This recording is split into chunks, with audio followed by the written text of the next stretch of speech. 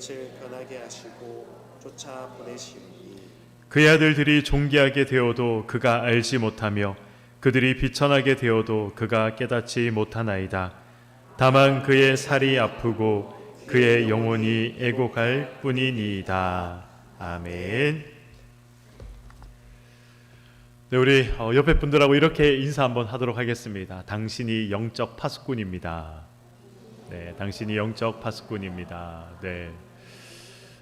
금요 철야를 끝나고 나가면 정말 이 많은 젊은이들이 교회 앞에서 이 술에 취한 모습을 볼 수가 있습니다. 제가 이전에 사역했던 이 왕성교회도 우리 교회 오기 전에 사역했던 왕성교회도 그 신림역 사거리가 굉장히 이제 유흥가가 굉장히 많이 있습니다. 그래서 금요 철야를 끝나고 나가면 수많은 젊은이들이 술에 취해서 휘청거리는 모습을 많이 볼 수 있었습니다.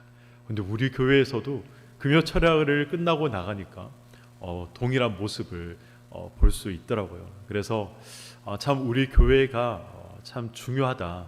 그리고 너무나도 또 이 하나님께서 세우신 뜻하신 바가 이곳에 있구나라는 것을 제가 금요 철야를 끝나고 나갈 때마다 느끼게 됩니다. 그래서 제가 당신이 영적인 파수꾼입니다라고 우리 인사를 하자 말씀을 드렸는데 정말 그런 것 같습니다. 우리가 영적인 파수꾼이 되어서 이 시대의 또 음란함들과 그리고 또 방탕함들이 넘어가지 못하도록 우리가 막아서는 그런 기도의 용사로 이 자리에 하나님께서 부르신 줄 믿습니다.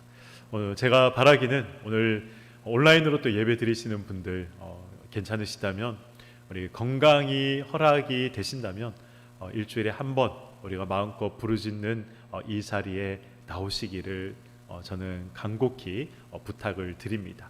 그리고 또 아직 한 번도 나오지 않았다 그러신 분들은 한 달에 한 번이라도 나는 나가봐야겠다 그렇게 마음을 우리가 먹고 또 이 기도의 자리를 우리가 함께 지키는 그런 영적인 파수꾼으로 이곳을 우리가 또 사수하고 사모하는 저와 여러분이 되기를 소망합니다. 오늘 이 본문 욥기 14장은 이 친구들과의 이제 첫 번째 대화, 새 친구들과 주고받은 이 첫 번째 대화가 완전히 이 매듭이 지어지는 그러한 장이 바로 욥기 14장입니다. 지금까지 욥기를 통해서 우리가 파악한 내용이 무엇입니까? 하나님이 욥을 두고 사탄과 내기를 하셨다는 것이죠. 그리고 하나님의 하나님 되심을 이 욥이라는 한 인간에 하나님께서 모든 것을 내어 거셨다라는 것도 우리가 살펴보았습니다. 그래서 욥이 까닭 없이 고난을 당하고 있는 것, 그리고 욥의 친구들이 찾아와서 욥에게 인과응보를 이야기하며 너는 죄가 있기 때문에 하나님께 이러한 재난을 당하고 있는 것이다. 그러니 회개해라. 이런 이야기들을 욥은 들었습니다. 욥의 친구들은 이 인과응보를 벗어나는 일은 결단코 있을 수 없다. 그렇게 욥에게 주장을 했던 것이죠. 그러나 욥은 나도 예전에 너희들과 동일한 생각을 가지고 있었다. 나도 평안할 때 그래서 잘 되지 못하는 그러한 일들을 경험하고 또 어려움 속에 살아가는 사람들을 볼 때 저 사람은 지금 하나님으로부터 징계를 받고 있구나.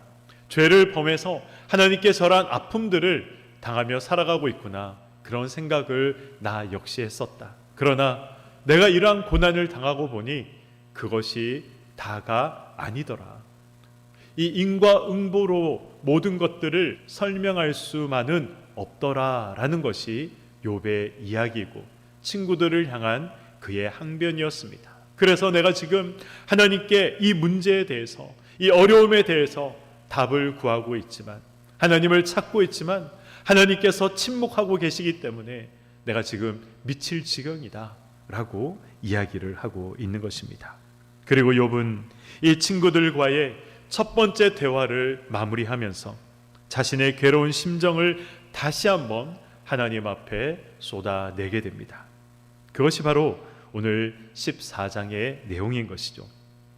오늘 우리가 살펴보고 있는 이 14장은 사실은 13장 20절부터 이어지는 말씀입니다. 13장 20절에 보면 이 소제목이 적혀 있죠. 어떻게 달려 있습니까? 소제목이 욥의 기도, 이렇게 아마 적혀 있을 것입니다.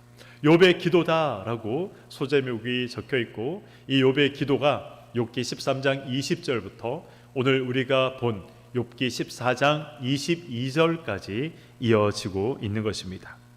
욥이 하나님을 향해서 무엇을 기도하고 있습니까? 욥기 13장 20절에서 21절의 말씀을 제가 읽어보도록 하겠습니다. 오직 내게 이 두 가지 일을 행하지 마옵소서. 그리하시면 내가 주의 얼굴을 피하여 숨지 아니하오리니 곧 주의 손을 내게 대지 마시오며 주의 위엄으로 나를 두렵게 하지 마실 것이니이다. 아멘. 욥은 하나님을 향해 두 가지의 소원이 있습니다. 이 두 가지의 소원, 이 두 가지의 기도의 제목을 들어주십시오라고 이야기하면서 두 가지를 이야기합니다. 첫 번째가 무엇입니까? 첫 번째는 자신에게 손대지 말라는 것이죠. 지금 하나님의 손이 자신을 힘들게 하고 있다. 하나님의 손이 지금 자신을 고난 가운데 몰아넣고 있다. 그래서 지금 자신에게 닥친 재앙이 하나님 손에 의해 이루어진 것이니 하나님께서 지금 그 손을 거두어 주십시오라고 이야기를 하고 있는 것입니다. 그리고 두 번째 소원은 하나님의 위엄으로 자신을 두렵게 하지 말아달라. 그것을 지금 욥이 이야기를 하고 있는 것이죠. 이 영화에 보시면, 영화나 드라마를 보면 이 나오는 출연자들이, 배우들이 이 멱살을 잡거나 아니면 팔을 꺾으면서 이렇게 이제 연기를 하는 장면이 나옵니다. 그러면 이 멱살을 잡히거나 팔이 꺾인 이 배우들은 어떤 말을 합니까?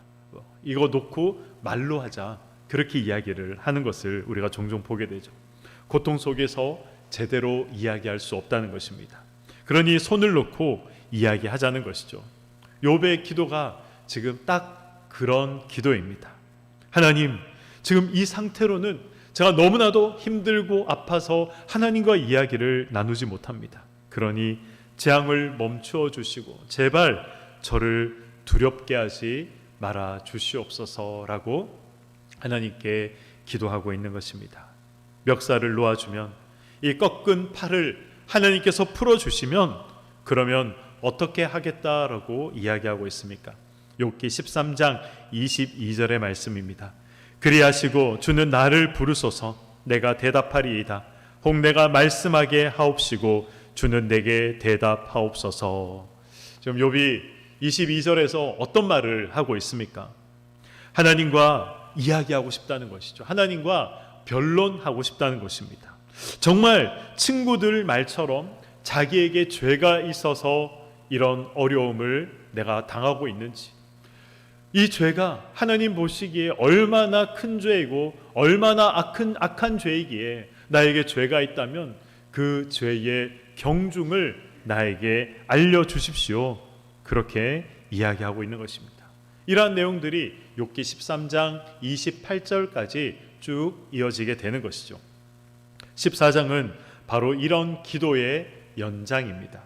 기도라는 표현보다 저는 이 14장을 읽으면서 이건 기도가 아니라 넋두리다라는 생각이 들었습니다. 넋두리, 어떤 의미가 있습니까? 불만이나 불평을 아주 장황하게 길게 이야기하면서 하소연하는 것, 이것이 바로 넋두리입니다. 욥은 지금 하나님을 향해서 그런 넋두리를 하고 있는 것이죠. 욥의 넋두리가 무엇입니까? 1절에서 3절의 말씀입니다. 여인에게서 태어난 사람은 생애가 짧고 걱정이 가득하며 그는 꽃과 같이 자라나서 시들며 그림자같이 지나가며 머물지 아니하거늘 이와 같은 자를 주께서 눈여겨 보시나이까? 나를 주 앞으로 이끌어서 재판하시나이까? 아멘. 꽃과 같이 빨리 시들고 그리고 그림자같이 지나가는 그런 하찮은 존재가 바로 자신이다라고 이야기하고 있는 것이죠. 하나님, 저는 꽃과 같이 빨리 시드는 존재입니다. 여인에게서 태어난 사람, 그러니까 인간의 자식이 얼마나 그 생이 짧은지 하나님도 아시지 않습니까? 그 짧은 생은 마치 피었다 지는 꽃과 같고 금방 사라지는 그림자와도 같은 것입니다. 하나님, 이런 하찮은 저를 왜 그렇게 눈여겨보고 계십니까? 하나님은 크신 분이고 저는 하찮은 존재인데 왜 이렇게 지금 저에게 화를 내고 계신 것입니까? 그러니 하나님 제발 좀 저를 그냥 내버려 두십시오. 이렇게 이야기하고 있는 것입니다. 이런 이 욥의 녹두리가 6절까지 이어지고 있는 것이죠. 욥은 7절에서 12절까지 계속해서 자기는 또 하찮은 존재다라고 거듭 반복해서 이야기를 하고 있습니다. 7절과 12절을 보시면 이 자신을 나무에 이 비교를 하고 있습니다. 나무보다 못한 존재가 바로 자신이다라고 이야기를 하죠. 왜 그렇습니까? 나무는 찍히더라도 다시 um이 돋고 가지가 나고 그리고 물을 주면 금방 새순이 돋아나지만 자신은 그렇지 않다는 겁니다. 나무는 다시 언제든지 생명을 움틔울 수 있지만 자신은 지금 이제 죽게 되었다. 그래서 강이 마르고 바닷물이 말라 이 물이 증발해서 사라지고 없는 것처럼 자신은 그렇게 소멸되는 인간이다라고 이야기를 하고 있는 것입니다. 그래서 욥은 제발 하나님 그냥 넘어가 주십시오. 그 이야기를 하고 있는 것이죠. 애원하는 것입니다. 하나님 무엇이 잘못되었는지 그건 제가 잘 모르지만 그러나 하나님과 저를 비교해 보면 너무나도 하찮은 존재가 아닙니까? 그런데 왜 이 하찮은 존재에게 이렇게 험난한 어려움과 고통을 주십니까? 하나님 이제 여기서 멈춰 주십시오. 이제 이 일을 넘어가게 해 주십시오라고 애원하고 있는 것입니다. 그래서 욥은 이렇게 말하고 있습니다. 17절의 말씀입니다. 주는 내 허물을 주머니에 봉하시고 내 죄악을 싸매시나이다. 하찮은 인생을 살아가는 그런 존재인데 허물이 있다면 덮어달라는 것이죠. 하나님 하찮은 인생입니다. 그러니 죄를 범할 수가 있고 또 하나님 앞에 마음에 들지 않는 그런 모양과 모습이 있을 수 있습니다. 그러나 하나님 덮어주십시오. 하나님 일일이 찾아내셔서 확인하지 마시고 일일이 찾아내셔서 벌을 주지 마시고 하나님 덮어주십시오. 그렇게 애원을 하고 있는 것입니다. 욥은 이런 자신의 삶이 소망이 없는 삶처럼 느껴졌을 것입니다. 그래서 욥은 하나님을 향해 이렇게 이야기하기 시작합니다. 18절과 19절의 말씀입니다. 무너지는 산은 반드시 흩어지고 바위는 그 자리에서 옮겨가고 물은 돌을 닳게 하고 넘치는 물은 땅의 티끌을 씻어버리나이다. 이와 같이 주께서는 사람의 희망을 끊으시나이다.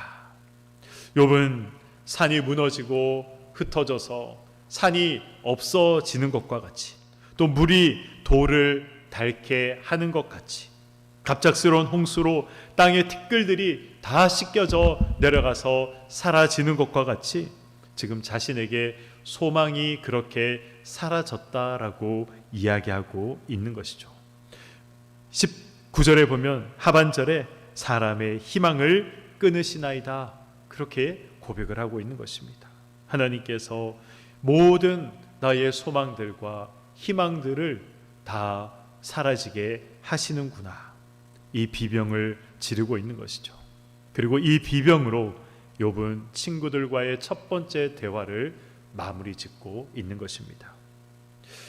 14장은 이 세 친구들과 대화의 이 결론인 부분인과 동시에 하나님을 향한 욥의 기도가 기록되어 있는 부분이기 때문에 사실 14장은 굉장히 중요한 장이다라고 이야기할 수 있습니다. 그러나 본문을 읽고 아무리 읽어보아도 저는 이 욥의 넋두리밖에 보이지가 않았습니다. 어떻습니까? 이 14장을 읽어보시면서 또 묵상하시면서 욥을 통해서 깊은 어떤 은혜나 또 하나님의 어떤 계획들을 발견할 수 있으십니까?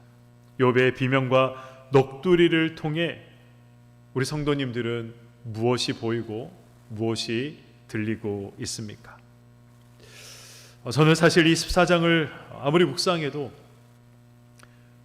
이 14장을 통해서 지금 하나님께서 말씀하시고자 하시는 것이 무엇인가 많이 고민이 되었습니다. 아무리 읽어봐도 하나님을 향한 이 넋두리밖에 저는 보이지가 않았습니다.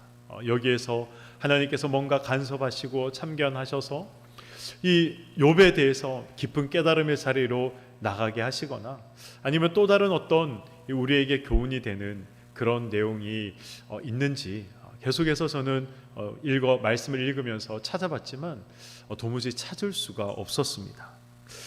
그렇게 계속해서 묵상을 하는 가운데 저는 한계에 부딪힌 욥의 모습을 발견할 수 있었습니다.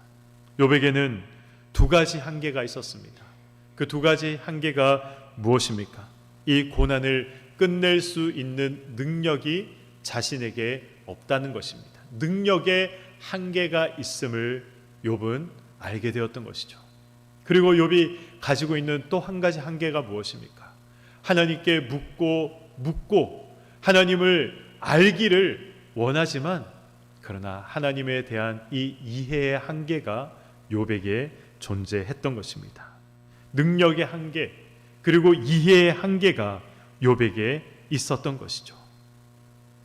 그래서 욥은 하나님을 향해 제발 만나 달라, 나에게 답을 달라, 하나님이 누구신지 알게 해달라, 그렇게 외쳤던 것입니다.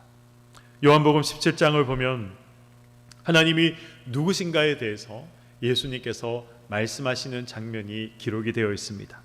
우리 요한복음 17장 1절에서 3절의 말씀, 굉장히 중요한 말씀이니까요, 우리 함께 한 목소리로 읽어보도록 하겠습니다. 시작.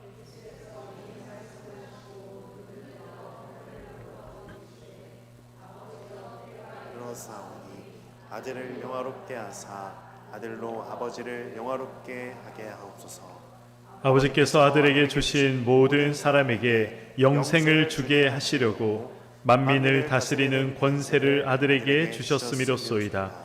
영생은 곧 유일하신 참 하나님과 그가 보내신 자 예수 그리스도를 아는 것이니이다. 아멘. 1절에 예수님이 아들을 영화롭게 하사라고 그렇게 말씀을 하고 있습니다. 하나님께서 예수님을 영화롭게 하셨다 말씀하고 있는 것이죠. 예수님을 영화롭게 하신 것이 무엇입니까? 예수님으로서 이 땅에 하나님께서 보내신 그 목적을 이루심으로 예수님이 영화롭게 되신 사건이 무엇입니까? 바로 십자가 사건이 예수님을 영화롭게 하셨던 사건이었습니다. 그 십자가를 통해 예수님이 하신 것이 무엇입니까? 하나님께서 아들에게 주신 모든 사람에게 영생을 주신 것입니다. 예수 그리스도를 통해 영생을 주신 것, 이것이 바로 십자가에서 예수님께서 이루신 영화로운 일이었던 것입니다. 십자가를 통해 모든 사람에게 영생을 주셨다. 이러한 사실은 우리도 잘 알고 있는 사실이고 또 우리도 충분히 이해되고 납득되는 사실입니다. 그러나 이 십자가는 무엇과 지금 연결이 되고 있습니까? 2절에 보면 만민을 다스리는 권세를 아들에게 주신 것, 이것과 십자가가 연결이 되어 있는 것이죠. 십자가는 무엇입니까? 저주의 상징입니다. 권세를 가진 자가 절대 달릴 수 없는 장소가 바로 십자가인 것이죠. 그래서 십자가와 이 권세는 서로 어울리지 않는 그러한 단어이고 또 장소입니다. 우리에게 만민을 다스리는 권세는 무엇으로 생각됩니까? 만민을 다스리는 권세는 권력으로 우리는 생각합니다. 그래서 권세는 사람을 다스리는 권력이고 힘이다라고 우리는 생각을 하는 것이죠. 그러나 예수님은 무엇으로 그 권세를 행하셨습니까? 무엇으로 그 힘을 행하셨습니까? 예수께서는 십자가로 그 권세를 행하셨던 것입니다. 그런 다음 3절에 보면 영생이 무엇인지 말씀하고 있는 것이죠. 영생이 무엇입니까? 영생은 곧 유일하신 하나님과 그가 보내신 자 예수 그리스도를 아는 것, 이것이 바로 영생이다라고 예수님께서 말씀하고 계십니다. 영생, 우리가 생각하는 영원히 사는 것, 그것이 물론 영생이 맞습니다. 그러나 영생의 진짜 의미는 하나님과 그리고 예수 그리스도를 아는 것, 이것이 바로 영생이다라고 예수님께서 말씀하고 계신 것입니다. 하나님이 누구신지 예수 그리스도를 통해 우리가 알지 못하면 우리는 하나님이 누구신지 전혀 알 수 없는 존재들입니다. 하나님이 누구십니까?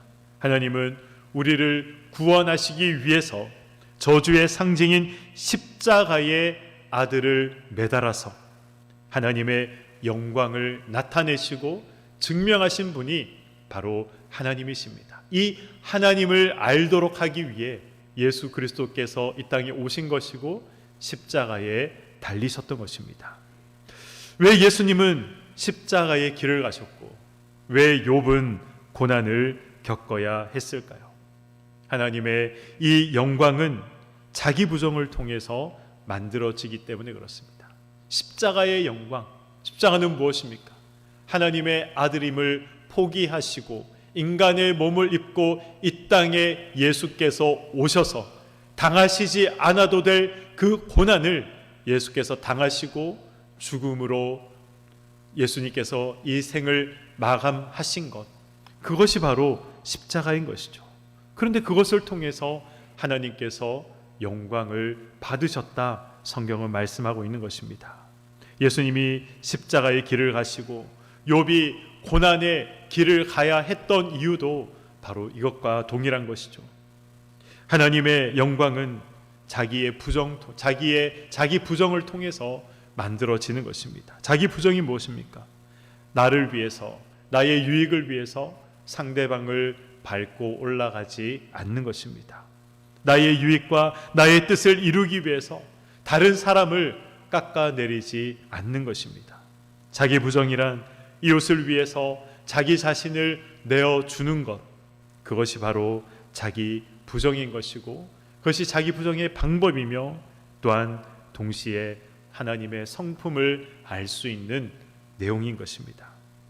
예수님께서 그래서 이 땅에 계실 때 나는 섬기러 왔다, 나는 종으로 왔다, 나는 죽으러 왔다, 그렇게 말씀을 하셨던 것입니다. 하나님이 우리에게 가장 중요하게 원하시는 것은 하나님이 누구신가, 그것을 아는 것입니다. 하나님은 이 정체가 불분명한 그러한 대상을 막연히 사랑하는 것을 싫어하십니다. 하나님이 누구이신지, 그분이 어떤 분인지, 나를 위해서 무엇을 하셨는지 명확하게 알고 그 하나님을 사랑하기를 하나님은 원하십니다. 그리고 이 하나님이 누구신가, 이 질문은 바로 고난과 고통 속에서 우리가 선명하게 알 수 있는 것입니다. 예수께서 십자가의 고통과 고난을 통해 하나님이 누구신가, 하나님이 얼마나 우리를 사랑하시는가, 그것을 증거하시고 나타낸 것처럼 우리는 믿는 자들의 고통과 어려움 속에서 하나님께서 얼마나 우리를 사랑하시고 하나님께서 얼마나 우리를 생각하시는지 그것을 명확하게 알게 하시는 것입니다. 욥이 지금 그 과정을 걸어가고 있는 것입니다. 예수를 믿는다는 것은 바로 고난과 고통과 연결되어 있는 것입니다. 죽음 없는 부활이 없고 고난 없는 영광이 없듯이 성도에게 이 고난의 문제는 결단코 분리할 수 없는 문제인 것입니다. 하나님이 예수를 보내시고 이 저주의 십자가에서 이 고난받게 하심으로 하나님의 영광을 증명하셨다는 이 사실을 우리가 기억한다면, 우리가 고난 속에 있다 하더라도 하나님께서 이 고난을 통해, 나의 이 고난을 통해 하나님께서 영광을 나타내시고 또 하나님께서 나에게 은혜로 채우시는구나, 우리는 이것을 생각해야 하는 것입니다. 저는 종종 교회 옥상에 올라갈 때가 있습니다. 그리고 저는 남산을 바라보는 게 좋더라고요. 교회 옥상에서 아무것도 가릴 것 없이 뻥 뚫린 남산과 남산 타워를 바라보면 제 마음이 시원해지는 그런 느낌을 받습니다. 계절이 바뀌고 시간이 흐를수록 이 녹음이 짙어지는 이 남산의 모습을 보면서 나의 심령도, 또 우리 교회 성도들의 심령도, 우리 교회도 하나님의 은혜로 점점 짙어졌으면 좋겠다, 그렇게 생각하며 기도할 때가 있습니다. 그러다가 문득 이 녹음이라는 한자의 의미가 궁금했습니다. 녹음, 초록 록자에 이 그늘 음자가 사용되고 있었습니다. 숲이 더 짙어 보이는 이유는 잎이 자라면 자랄수록, 나무가 자라면 자랄수록 그늘이 점점 커지기 때문에 숲은 점점 짙어 보이는 것입니다.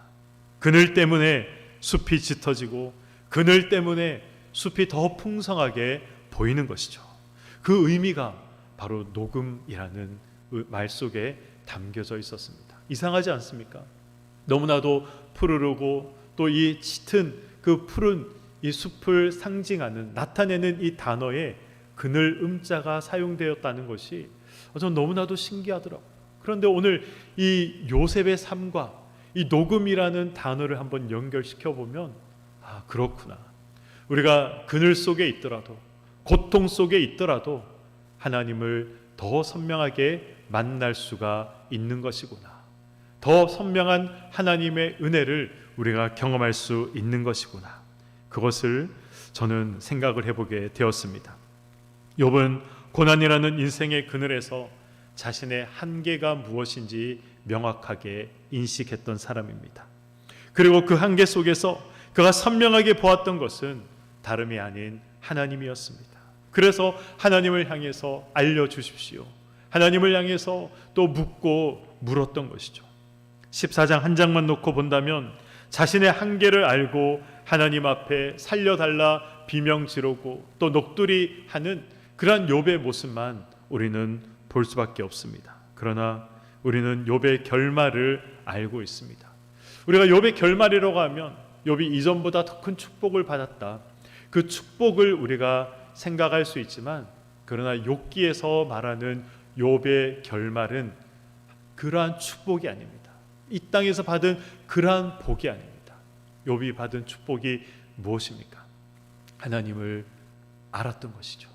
이전에 몰랐던 하나님을 이 고난의 기간을 보내면서 욥은 하나님을 깊이 알게 되는 그 은혜와 그 축복을 그는 누릴 수 있었던 것입니다. 그래서 그가 욥기 마지막 42장 5절에 고백하는 것이 무엇입니까? 내가 지금까지는 하나님을 귀로 들어 알았지만 이제 나는 하나님을 눈으로 보고 안다라고 고백을 하고 있는 것입니다. 그가 이전보다 재산이 2배 더 늘어났고 이런저런 축복들을 받았다. 그것도 물론 좋은 축복이죠. 그러나 그것보다 더 큰 축복은 바로 하나님을 이제 머리로만 아는 것이 아니라 나의 전 인격을 통해 하나님을 알게 되었다. 그것이 바로 욥이 받은 최고의 축복이었습니다. 그 축복은 어떻게 받는 것입니까? 고난을 통해서, 고통을 통해서 그는 이러한 축복을 받을 수 있었던 것입니다. 베드로후서 1장 1절에서 3절에 보면 베드로는 이렇게 말씀하고 있습니다. 제가 봉독하도록 하겠습니다. 예수 그리스도의 종이며 사도인 시몬 베드로는 우리 하나님과 구주 예수 그리스도의 의를 힘입어 동일하게 보배로운 믿음을 우리와 함께 받은 자들에게 편지하노니, 하나님과 우리 주 예수를 어떻게 함으로? 알므로 은혜와 평강이 너희에게 더욱 많을지어다. 그의 신기한 능력으로 생명과 경건에 속한 모든 것을 우리에게 주셨으니 이는 자기의 영광과 덕으로서 우리를 부르신 이를 어떻게 함으로요? 알므로 말미암음이라. 아멘. 인간의 이 정체성은 어디에서 가장 극명하게 발견할 수 있는가? 우리는 어떤 사람인지 우리가 어디에서 가장 명확하게 알 수 있는가는 바로 하나님과의 관계 속에서 알 수 있는 것입니다. 우리는 예수를 알므로, 우리를 부르신 이를 알므로 은혜와 평강을 누리는 그러한 존재가 된 것입니다. 반대로 하나님을 알지 못하면 우리는 은혜도 누릴 수 없고 평강도 누릴 수 없는 존재인 것입니다. 하나님을 믿고는 있지만 은혜가 없다고 생각이 되십니까? 하나님을 믿고는 있지만 마음속에 혹시 평강이 없다고 생각이 되신다면 나는 지금 하나님 알기에 얼마나 힘쓰고 있는가? 나는 지금 하나님을 얼마나 알고 있는가? 이러한 질문을 한번 던져보실 필요가 있는 것입니다. 인생이 고단할 때 하나님이 외면하셔서 길을 잃은 것이라 그렇게 생각하지 마시기 바랍니다. 하나님은 눈동자와 같이 우리를 지켜주시는 분이십니다. 눈동자와 같이 지켜주신다라는 말이 무슨 의미입니까? 우리 몸 가운데 가장 빠르게 반응하는 것이 이 눈이라고 합니다. 이 눈알을 보호하기 위해서 이 빨리 눈꺼풀이 내려오는 거죠. 그렇게 하나님께서는 가장 빠르게 그리고 가장 안전하게 우리를 지켜주신다. 그 의미가 바로 눈동자와 같이 지켜주신다의 의미입니다. 하나님은 저와 여러분에게 이렇게 말씀하고 계십니다. 이사야 49장 15절의 말씀입니다. 여인이 어찌 그 젖먹는 자식을 잊겠으며 자기 태에서 난 아들을 긍휼히 여기지 않겠느냐. 그들은 혹시 잊을지라도 나는 너를 잊지 아니할 것이라. 아멘. 젖먹이 엄마가 이 자식을 잊어버리지 않는다는 것이죠. 그럴 일은 없다. 그러나 행여 혹시나 그런 일이 있다 하더라도 나는 너희들을 잊지 않겠다. 이것이 바로 하나님의 약속입니다. 저도 고난이 싫습니다. 저도 고난이 두렵고 고난이 무섭습니다. 그러나 다시 한번 오늘 말씀을 준비하면서 신앙의 다짐을 하게 되었습니다. 고난을 통해 하나님께서 내 삶 가운데 하나님의 은혜를 채워주시고 하나님의 영광을 채워주신다는 사실, 고난을 통해 하나님을 더 깊이 알아가는 그러한 기쁨을 나에게 허락해 준다는 사실, 이 사실을 저는 잊지 않아야겠다. 오늘 말씀을 준비하면서 개인적으로 다시 한번 마음속에 다짐하고 새기게 되었습니다. 동일한 마음이 우리 사랑하는 우리 교회 성도님들 마음 가운데에도 있기를 소망합니다. 고난과 고통은 하나님을 알아가는 최고의 방법이다. 성경은 말씀하고 있습니다. 그래서 그 고난이 고난으로 끝나는 것이 아니고 그 고통이 고통으로 끝나는 것이 아니라 하나님의 은혜와 하나님의 영광과 하나님이 주시는 기쁨과 평강으로 채워지는 자리까지 우리가 나아가게 된다라는 사실을 꼭 기억하시고, 우리가 고난 중에 있더라도 혹은 앞으로 또 우리가 어떤 고난을 당한다 하더라도 이 사실을 꼭 기억하시기를 소망합니다. 고난은 극복하는 것이 아닙니다. 극복은 뭔가 초월의 의미가 있죠. 그래, 이런 고난도 가볍게 여긴다, 이런 이제 의미가 있습니다. 극복의 의미는. 그러나 고난은 극복하는 것이 아니라 고난은 믿음으로 인내하며 견디는 것입니다. 힘들고 어렵지만 견디는 것이죠. 예수님께서 힘들고 어렵지만 견디며 채찍질을 당하시고, 힘들고 어렵지만 십자가를 지시고 가셨고, 힘들고 어렵지만 십자가에 달리시는 고통을 견디신 것처럼 우리도 그러한 고난을 견디며 살아가야 되는 존재들입니다. 고난은 극복의 대상이 아니라 견뎌내야 할 대상입니다. 그리고 견디면서 하나님이 채워주시는 은혜를 우리가 사모해야 하는 것입니다. 이 사실을, 이 말씀을 꼭 기억하시고 인생의 고난을 우리가 경험하고 당한다 하더라도 견뎌내시고, 그리고 하나님께서 더 깊은 하나님을 알게 하시는 은혜의 자리까지 가게 하신다는 이 사실을 기억하시고, 이것이 저와 여러분에게 하나님이 주시는 위로와 소망의 말씀이 되기를 주님의 이름으로 간절히 축원드립니다. 아멘. 우리 함께 찬양하시고 또